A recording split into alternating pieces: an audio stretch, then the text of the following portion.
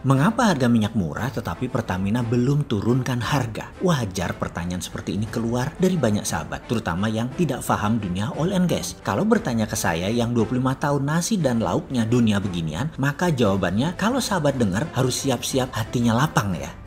Nanti kalau ternyata nggak berpihak kepada sahabat yang mengharap harga turun seperti negara lain misalnya Malaysia, jangan terlalu kecewa. Landasan kita harus fakta dan kebenaran. Setuju ya? Maaf nih, kalau Bosman tahu-tahu infonya terlihat membela Pertamina, tapi pokoknya si Sontoloyo ini jujur. Semoga jadi makin kenal siapa dan apa isi otaknya Bosman. Sungguh, kita ini NKRI garis lurus. Bener ya bilang bener, salah ya bilang salah. Kalau pemerintah bener ya bener, kalau salah kita kasih tahu dan ada cara lain yang bisa kita benarkan mereka. Begini info dunia perminyakan dan saat ini harga murah bahkan pernah di bawah $10 per barel. Ini semua Amerika yang mau. Amerika yang tekan Saudi dan bukan Saudi yang action dengan go ahead atau disetujui oleh Amerika. Tidak, Amerika yang mau bahkan minta ditekan lagi dalam waktu dekat kalau perlu. Seperti dalam informasi saya tentang mafia internasional perminyakan. Membeli minyak bukan seperti membeli di marketplace Tokopedia Bukalapak, bisa banyak pilihan. Minyak Timur Tengah itu sudah ada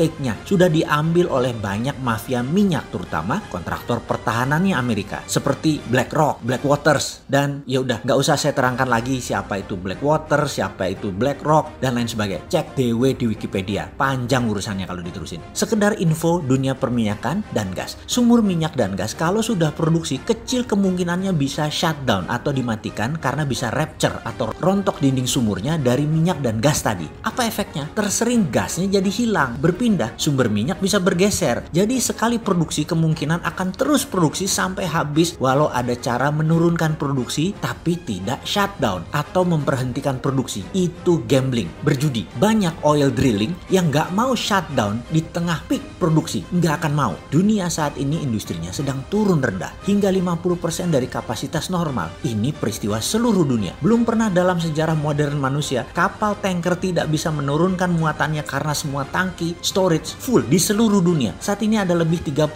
tanker besar hingga LCT yang kecil. Semua terisi minyak dan gas yang tidak bisa unload di seluruh dunia. Semua merapat di pinggiran negara-negara saat ini. Biaya tahan tadi bisa $30.000 per hari. Jadi pada saat ini kapal-kapal tadi penuh semua dan biaya demurrage-nya besar. Bahkan analis menghitung biayanya bisa $5-10 per barel per bulan dan banyak yang sudah 2 bulan nyangkut. Ditambah lagi semua harga murah tadi dibeli Amerika. Jadi kalau sahabat cari minyak yang harganya $20, $11, $15 habis dibeli Amerika. Amerika nyetok minyak. Jadi kalau sahabat jadi direktur Pertamina ya pecah kepalanya. Mau tukeran. Banyak tuh pejabat Pertamina yang tegang dan kelelahan. Bekerja sebagai pengawal sumber energi negara saat ini berat karena ada pandemik. Kedua, pada saat economic at war dan pada saat pejabat teras pemerintahnya tidak paham geopolitik dunia, bubar kepalanya mereka para pengelola tadi. Oke sahabat, yang saya informasikan di atas adalah kendala lapangan saat ini. Jadi untuk beberapa saat harga BBM tersebut belum bisa turun dulu. Sabar ya. Oke, perlu diulang. Yang minyak murah sudah dibeli Amerika. Yang kedua, cari kapal buat angkut barang ke Indonesia. Nggak ada karena semua barang belum bongkar muat di pelabuhan tujuan. Karena bahan bakar penuh di tangki mereka. Dan di Indonesia tangki tersebut penuh dengan minyak di harga $40 dulu. Dan belum habis juga. Beli yang murah nggak ada. Tambah biaya tahan barang. Minyak jadi nggak bisa turun cepat. Mulai kebayang kan?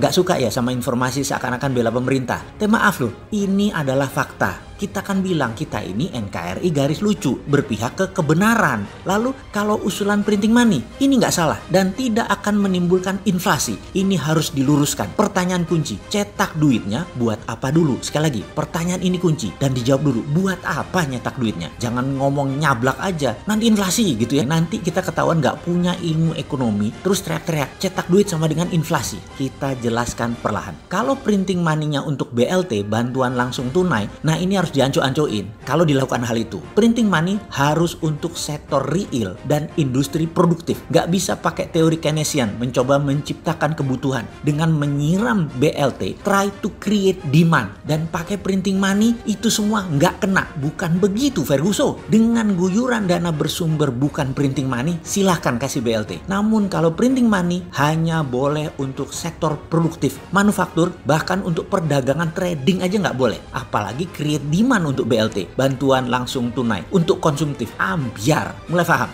Sudahlah, mbok tanya sama yang promosiin MMT printing money sejak 5 tahun yang lalu dengan strateginya ini semua. Tujuannya satu, ben ora salah gitu ya. Printing money itu cocok untuk ekonomi normal dan kena kanker ekonomi stadium 1 dan 2, di mana engine manufaktur turun 40%-an paling top, jadi tinggal 60%-an. Jelas ya? Kalau sudah turun lebih dari 60%, kemungkinan diguyur uang ya pasti nggak jalan karena siapa yang beli. Jadi di kondisi ekonomi kanker stadium 3, printing money jalannya berbarengan. Misalnya mau guyur 600 triliun, 100 triliun untuk create demand BLT, 200 triliun untuk UKM trading dalam negeri, 300 triliun untuk UKM industri manufaktur. Yang jadi masalah, kita harus jujur mengatakan saat ini stadium berapa kanker ekonominya. Menurut saya sudah stadium 2 akhir kanker ekonominya. Pertanyaan berikut, ada biji nggak lo untuk ngaku jujur status ekonomi atau masih optimis nggak mau lihat fakta dan mengatakan ekonomi hanya kontraksi turun 20%-an? Sampai ngitungnya pakai ilmu apa iki? Berani jujur mengatakan sampai turun berapa engine produksi dan pengangguran setelah lebaran? Ya wis lah, kalian yang pegang semua informasi kok. Berapa data yang kamu mau perlihatkan silahkan, asal bikin senang ya sakarepmu lah. Intinya ada solusi di setiap level permasalahan dan beda-beda strategi penyelesaiannya. Terutama ubah cara pikir bahwa sekarang ekonomi at usual. Ini economic at war, dan apa yang dikerjakan mengenai stimulus saat ini yang mau dikucurkan itu bukan economic at war. Kok sulit banget ya untuk percaya?